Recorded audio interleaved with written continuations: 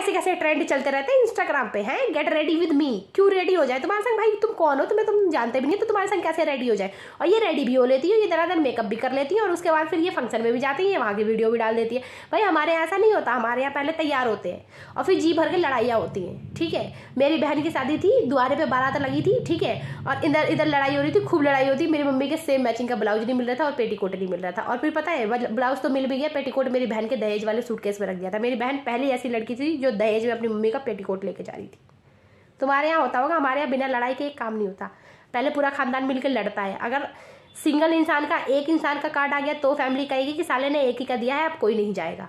फिर इज्जत से ये लोग कहेंगे कि चलो एक ने बुलाया तो उसकी यही औकात होगी, चलो चले जाते हैं। उसके बाद फिर अगर विद फैमिली का आ गया तो फिर पहले तैयार हो जाएंगे, फिर कहेंगे तुम चले जाओ, तुम चले जाओ, तुम चले जाओ। उसके बाद फिर सब मिलके कहते हैं कि सबको बुलाए तो जरूरी है, सब जाएंगे क्या? अरे तो जब नहीं जाना था तो क्यों तैयार हुए?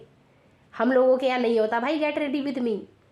हमारे यहाँ मेन फंक्शन में जिसके लिए हार बनवाया जाता है ना, उसी फंक्शन में हार पहनना इंसान भूल जाता है, ठीक है। हमारे यहाँ रस्में इतनी होती है ना, रस्में और कस्मों के चक्कर में इंसान सब भूल जाता है। तो हमारे यहाँ नहीं हो सकता गेट रेडी विद मी, कोई किसी के संग रेडी हो ही नहीं सकता, किसी के संग, तुम्हारे संग क्या, हमारे यहाँ कोई किसी के संग रेडी नहीं हो सकता।